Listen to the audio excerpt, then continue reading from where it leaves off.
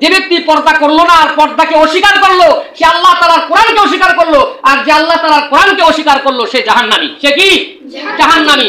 ওয়াকারনা ফি বুয়ুতিকুন্না ওয়ালা তাবাররাজনা তাবাররুজাল জাহিলিয়াতিল উলা। আল্লাহ তাআলা এই আয়াতের ভিতরে নারীদেরকে পর্দায় থাকার কথা বলেছেন। এই আয়াতের উপরেই নারীদের উপর পর্দা ফরজ হয়েছে। আল্লাহ তাআলা কোরআনে বলতেছেন, হে নারী সকল, তোমরা জাহিলিয়াত যুগের নারীদের মতো বেপর্দা চলাফেরা করিও না। আল্লাহ তাআলা অন্য আয়াতে বলতেছেন, কুল্লিল মুমিনিনা ইয়াগদুদনা মিন আবসারিহিন্না ওয়া ইয়াহফাজনা ফুরুজাহুন্না। আল্লাহ তাআলা এই আয়াতে আল্লাহ তাআলা নারীদেরকে বলতেছেন, পর্দা কি শুধু হুজুরদের জন্য? হ্যাঁ, পুরুষদের জন্য পর্দা আছে। আল্লাহ তাআলা কোরআনে বলেছেন, কুল্লিল মুমিনিনা ইয়াগুদ্দু মিন আবসারিহিম ওয়া ইয়াহফাজু ফুরুজাহুম। পুরুষদেরকেও বলা হয়েছে তোমরা তোমাদের চক্ষুকে হেফাজত করো এবং তোমাদের লজ্জাস্থানকে হেফাজত করো।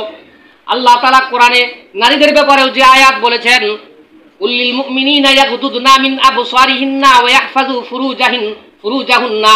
এ নারী সকল, তোমাদের চক্ষুকে তোমরা সংযত রাখো, হেফাজত করো এবং তোমাদের লজ্জাস্থানকে হেফাজত করো। হাদিসে রাসূলুল্লাহ সাল্লাল্লাহু আলাইহি ওয়াসাল্লাম থেকে বর্ণনা, হযরত আয়েশা সিদ্দিকা রাদিয়াল্লাহু তাআলা আনহা বলেন, রাসূলুল্লাহ সাল্লাল্লাহু আলাইহি ওয়াসাল্লামের সাথে যখন আমরা রাস্তাঘাটে চলাফেরা করতাম, যখন পুরুষ দেখতাম তখন আমরা মাথার ভিতরে চাদর দিতাম। কি করতাম? চাদর দিতাম। এর দ্বারা কি পর্দা ফরজ হয় না? প্রত্যেকটা নারীর উপর পর্দা করা ফরজ। আরেকটা হাদিসে রাসূলুল্লাহ সাল্লাল্লাহু আলাইহি ওয়াসাল্লাম বর্ণনা করেছেন, কোন নারী যদি রাস্তাঘাটে সুগন্ধি ব্যবহার করে চলাফেরা করে, রাসূলুল্লাহ সাল্লাল্লাহু আলাইহি ওয়াসাল্লাম বলেন ওই নারী ব্যভিচারিণীর অন্তর্ভুক্ত। নাউযুবিল্লাহ, ব্যভিচারিণীর অন্তর্ভুক্ত। সুতরাং নারীদেরকে পর্দা করার কথা বলা হয়েছে, পর্দা করার কথা বলা হয়েছে। আজকাল তো এমন হয়ে গেছে, পর্দা একটা ফ্যাশন হয়ে গেছে। কি হয়ে গেছে? ফ্যাশন হয়ে গেছে। এরকম ভাবে সুন্দর করে একটা ভালো করে একটা বুরকা পরে একবারে চোখের কাছে কাছে সুরমা ব্যবহার করিয়া চশমা একটা লাগাইয়া, ঠিক আছে না, চশমা একটা লাগাইয়া হুজুরদের সামনে শুধু পর্দা করা হয়, বাহিরে গেলে আর কোনো পর্দাই নাই। মামাতো ভাই, ফুফাতো ভাই, কালাতো ভাই, চাচাতো ভাই, এমনকি বাসুর দেবর যারা আছে সবার সাথে বেপর্দা চলে। শুধু পার্সেন্টেজ মানে কিছু সংখ্যক মানুষের সাথে পর্দা করে। দু একজন, যেমন হুজুর আসলো বাসায়, ওনার সামনে এমন পর্দা করে না জানি একবারে আল্লাহর কুতুব, একবারে কি আল্লাহর কুতুব। আরেকটা বিষয় আমাদের যারা প্রয়োজন সেটা হচ্ছে যে বর্তমান জমানায় সোশ্যাল মিডিয়াটা এমন হয়ে গেছে, পর্দার কোনো বালাই নাই। সমস্ত নারী দাবে পর্দা হয়ে গেছে, অর্ধ উলঙ্গ হয়ে গেছে। কি হয়ে গেছে? অর্ধ উলঙ্গ হয়ে গেছে। এই সমস্ত নারীদেরকে দেখলে মনে হয় এদের জন্মের ঠিক আছে কিনা আল্লাহ জানে। হ্যাঁ, এদের মা বাবা ঠিক আছে কিনা আল্লাহ জানে। এরা কি আসলে সৎভাবে জন্ম হয়েছে না অসৎভাবে জন্ম হয়েছে আল্লাহ জানে। এমন ভাবে আইসা সোশ্যাল মিডিয়ায় ভাইরাল হওয়ার জন্য নিজেকে প্রকাশ করে, বোঝা যাচ্ছে যে এরা একবারে হাইওয়ান জানোয়ারের চেয়েও জঘন্য হয়ে গেছে। আল্লাহ তাআলা কোরআনে বলছেন, ওয়ালাকাদ জারা'না লি জাহান্নামা কাসীরাম মিনাল জিন্নি ওয়াল ইনস লাহুম কুলুবুল লা ইয়াফকাহুনা বিহা। এই আয়াতে আল্লাহ তাআলা বলছেন, আমি মানুষদেরকে চক্ষু দিয়েছি, কান দিয়েছি, কলব দিয়েছি। আমি আল্লাহ তাআলা তাদেরকে সব দিয়েছি। তাদেরকে বলছি তোমরা চোখকে দেখো, তোমরা কলব দিয়া বুঝো এবং কান দিয়া শুনো, সঠিকটা শুইনা তোমরা দুনিয়ার বুকে চলো।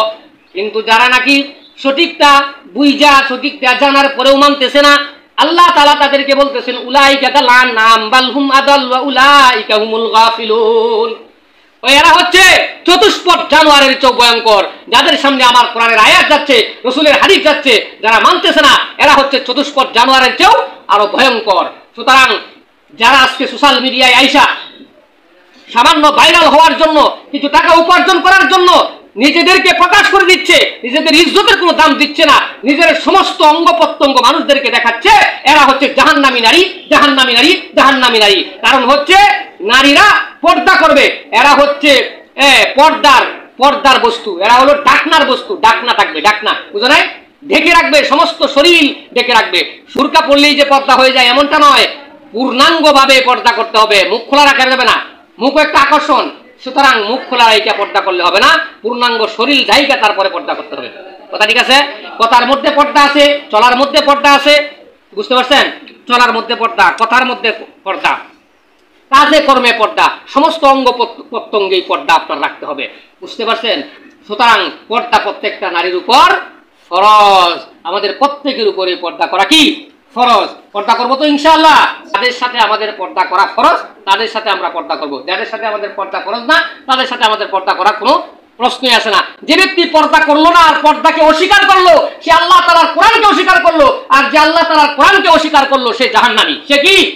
জাহান্নামী। আজকে যারা নিজেদের নারীদের নারী স্বাধীনতা নিয়ে রাস্তাঘাটে চলাফেরা করে মানুষের কাছে বলতেছে যে আমাদের ব্যক্তি স্বাধীনতা আছে, আমরা যেভাবে ইচ্ছে সেভাবে চলবো, এই সমস্ত নারীরা হচ্ছে জাহান্নামের কীট।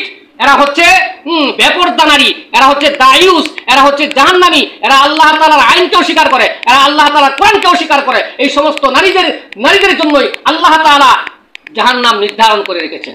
রাসূল সাল্লাল্লাহু আলাইহি সাল্লাম মর্যাদা দিয়েছেন, এই মর্যাদা আমাদেরকে, আমরা হচ্ছি মায়ের জাতি, হ্যাঁ আমাদের অবশ্যই অবশ্যই মর্যাদা ধরে রাখতে হবে। হে পাশ্চাত্যের ভেষ ধরা আধুনিকা মেয়ে, কত ছেলে দেখছে তোমায়, একবার দেখেছে মায়ের জাতি হয়ে তুমি চলছো নীতি চারি, এসব তোমার শোভা পায় না। তুমি যে মুসলিম নারী, নারীদেরকে মা বোনদেরকে মর্যাদা দিয়েছেন, অধিকার দিয়েছেন, সেই অধিকার আমাদের ধরে রাখতে হবে।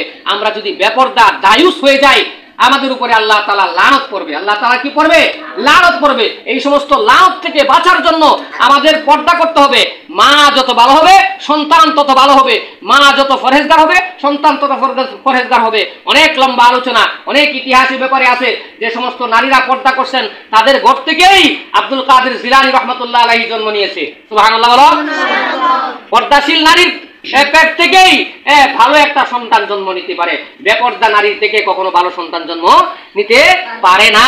সুতরাং তোমার উদর যদি ভালো থাকে, তুমি যদি পর্দায় থাকো, তুমি যদি আল্লাহ তাআলার কোরআন আইন মানো, হাদিস মানো, তাহলে তোমার ঘর থেকে যে সন্তানটা আসবে সেটা আল্লাহ ভীরু হবে, সেটা আল্লাহকে মানবে, সেটা সঠিক পথে চলবে। সুতরাং আমরা প্রত্যেকে কি করব? পর্দা করব। পর্দা করা আমাদের প্রত্যেকের উপরে ফরজ, একবারে ফরজ। এমন ফরজ আল্লাহ তাআলা বলতেছেন যে কুল্লিল মুমিনিনা ইয়াগদুদনা মিন আবসারিহিন্না ওয়া ইয়াহফাযু ফুরুজাহুন্না। আল্লাহ তাআলা বলছেন যে তোমরা কি হে নবী আপনি বলিয়ে দিন পৃথিবীর সমস্ত নারীদেরকে, তারা যেন তাদের জবানকে হেফাজত করে এবং লজ্জাস্থানকে হেফাজত করে। কথা বলার সময় কি আছে? পর্দা আছে। সুতরাং পর্দা আমাদের উপর ফরজ না? আমরা পর্দা করবো তো ইনশাআল্লাহ? আমরা নিজেরাও করব, আমাদের মাদেরকে বলবো পর্দা করার জন্য, আমাদের বোনদেরকে বলবো পর্দা করার জন্য, আমাদের আত্মীয় স্বজনের ভিতরে যারা আছে তাদেরকেও মেসেজ দিয়ে দিব যে তোমরা কি করো? পর্দা করো। পর্দা করলেই দেশের ভিতরে শান্তি আসবে ইনশাআল্লাহ। সমস্ত ব্যভিচার দূর হয়ে যাবে, সমস্ত ফিতনা দূর হয়ে যাবে, সমস্ত খারাপ কাজ দূর হয়ে যাবে।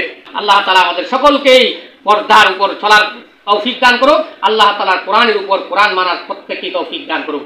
আমিন। ওয়া আখিরু দাওয়ানা আলহামদুলিল্লাহি রাব্বিল আলামিন। আসসালামু আলাইকুম ওয়া রাহমাতুল্লাহি ওয়া বারাকাতুহু।